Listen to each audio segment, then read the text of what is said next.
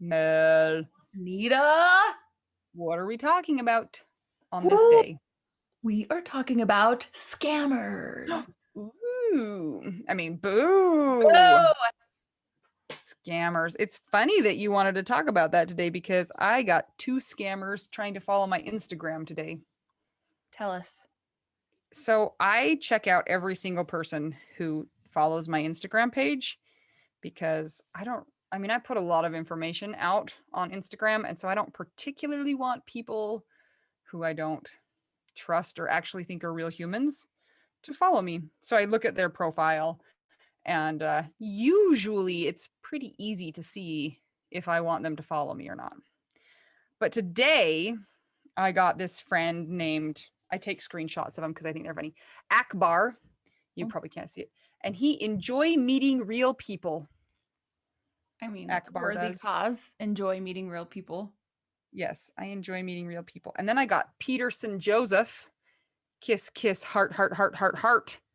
And my fave color is blue. Did he send you that message? No, that's just when I clicked on his profile, that's what came up. And then I go, blocked. I have a very low threshold for the block button.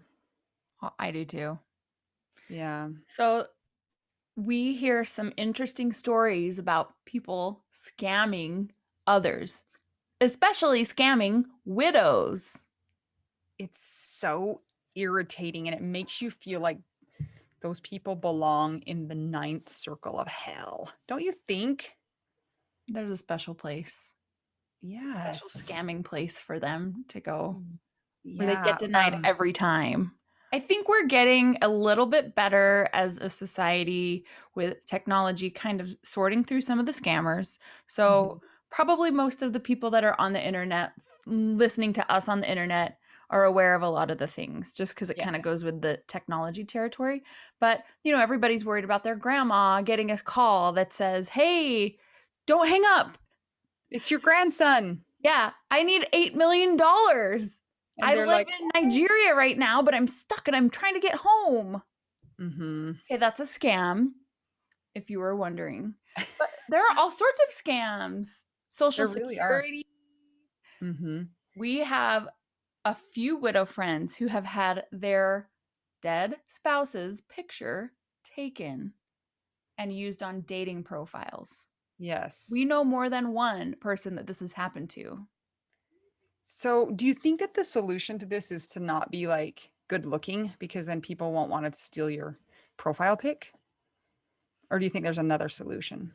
I think the solution is education Oh, and to not trust anybody on the internet. I know it's so sad.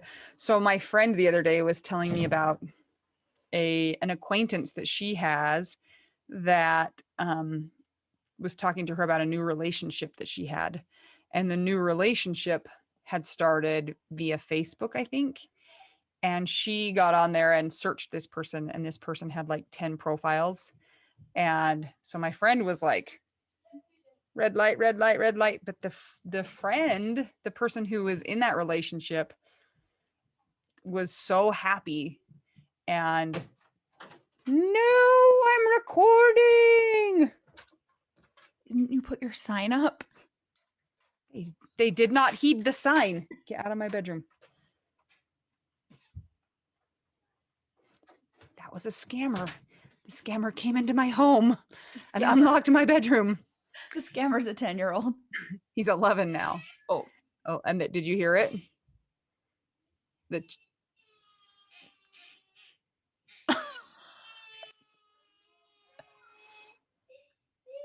why did you get them that toy? I didn't. And now somebody's crying.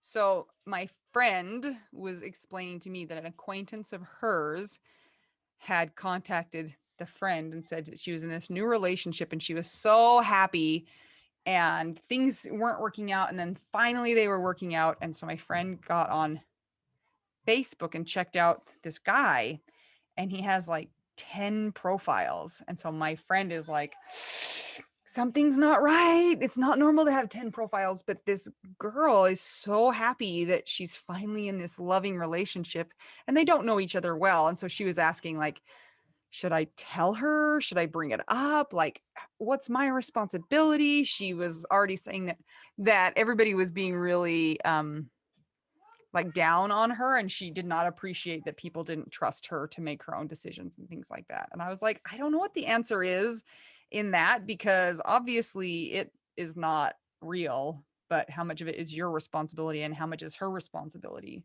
to figure it out? If somebody has multiple profiles and there are things like that, yeah, big red flag, request to meet them in person, maybe with Yes. another friend, or FaceTime them or Zoom, and don't give out any private information. Just don't. Seriously, the sad thing is that the people who do this, if they get their foot in the door, some of them are very skilled at making you feel like they're a real person and that they care about you and that they are, want to be in a relationship with you. And then it's none of it's real. But I know of widows who are intelligent, who have fallen for scammers. It's heartbreaking. It's hard. And there are unfortunately people that, like you said, are very skilled in manipulation. They're really good at reading people, they're Yeah. really good at mirroring, they're really good at telling where your weaknesses are and what might motivate you, and they know what to say. I have so many documentaries I could refer everybody to watch. One of them is called Catfish.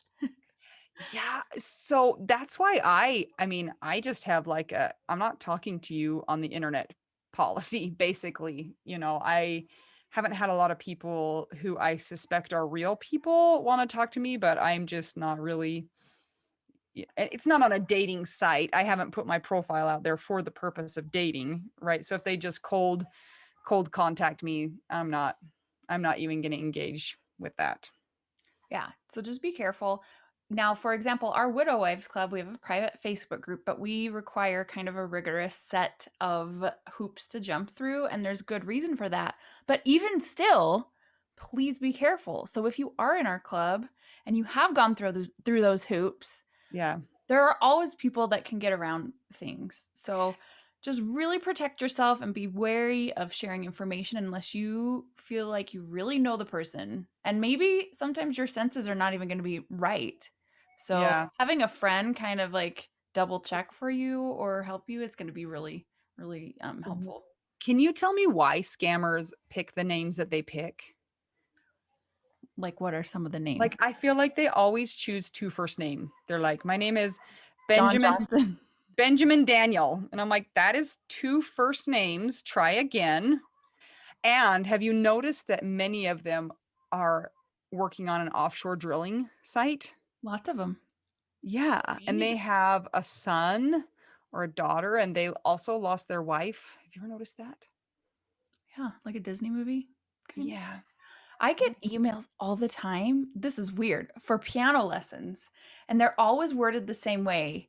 And it's something like, my son Samuel has moved from here to here and wants to pay you up front for 6 months of piano lessons. And it's written like Just a little off. just a little off, and you're like, this is not real. And they never mention your name, or there are some things that seem kind of specific and some things that are very vague, Hmm. and they want to know your rates. It seems at first that it's innocent because they're just asking what a normal person would for piano lessons, like your rates, how long is the length of lesson, this and that, but they never give you a referral from somebody else or mention anyone else's Yeah. name. And they're always scams. Usually what they try to do is get your information and like hook up with a bank account so they can wire you money, but then really Hmm. they've figured out how to get into your bank account. So that happens all over. It doesn't have to be piano lessons. It can be anything. We were talking about this the other day, my friend and I, about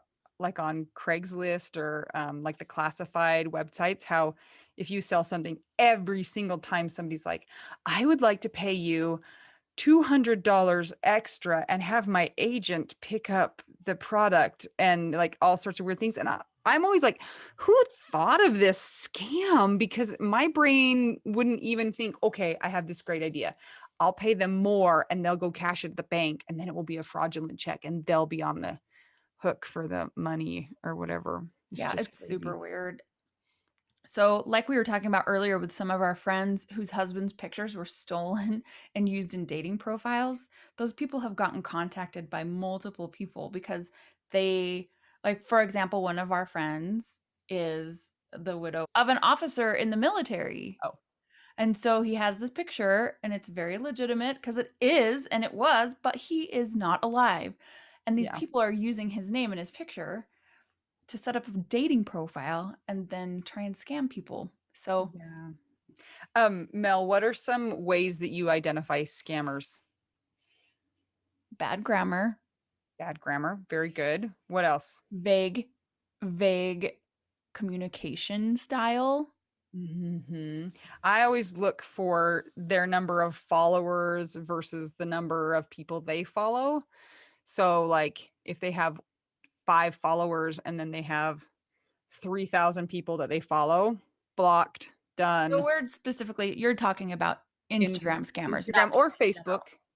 Yeah, so there's social media scammers and then there's like in-person scammers and phone Yeah. scammers. Or email Yeah, scammers. I do the same thing with Instagram. Most of the scammer accounts, they don't have any people that are following them and then they followed a ton of people and you can't find any information about them. Just don't be their friend. We just want all of our fellow widows to be careful and to not fall into any scamming traps Don't because give your money to anyone. for any reason at all. In the before times when people would actually answer the phone, Hmm. some people still answer the phone. And sometimes the number will look like it's legitimate. Luckily, I think phones now are saying scam likely, and so it's kind of telling you Yeah. that. But people are experts at cloning accounts. And so they'll clone Spoofing. they try to clone like Apple and they try to clone Netflix, all these companies that people normally pay maybe monthly recurring payments to. They try to copy the exact font and they'll say things like you need to contact us with your social security information, like all the private information in order to get access to your account so we can then tell you what the problem is. Yeah. And anything that you are worried about, you can Google it and people will already have forums on what Yeah. scams and what's not. So if you're curious, go ahead and do that and that should save you some scammer headache. And But some of those emails look really, really legitimate. But I almost fell for something like that once. My grandpa's computer wasn't working and it was like, you need to install this program. And I was like, okay. And so I went and I clicked on it. And the only reason that I was like, was that the email or the like email address to reply to was in Russia. I was like, never mind. This is not legitimate. But yeah, when you get and an email, you can check who it was sent from. mhm. And it's usually a bunch of gobbledygook at gobbledygook. So it's never like Yeah, Jan Apple. at apple.com. Yeah. And also Apple and all those reputable companies, they will never send you an email like that ever. Your bank will never send you an email like that.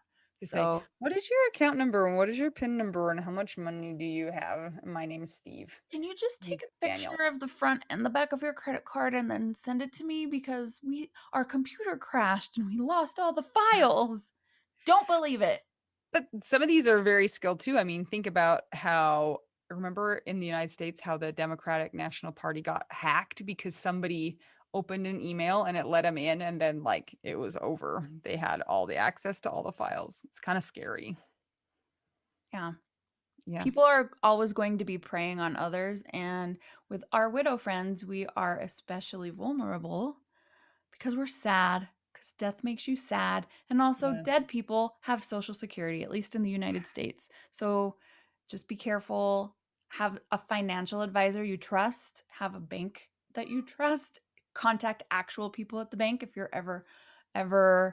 questioning whether or not something is real. And I love what you said about having a friend or two or somebody that you can ask about their gut feeling, because sometimes I think that we get excited about the prospect of a relationship or finding a connection again. And so we might not listen to our instincts about that. And maybe a friend or a trusted, relative or somebody who might be able to think more clear-headedly about that can say, no, you should not send that person $2,000 who you have never met, even though you feel like you know each other so well and you were going to meet, but then it fell through and all of that kind of stuff. They can see more clearly than maybe you can.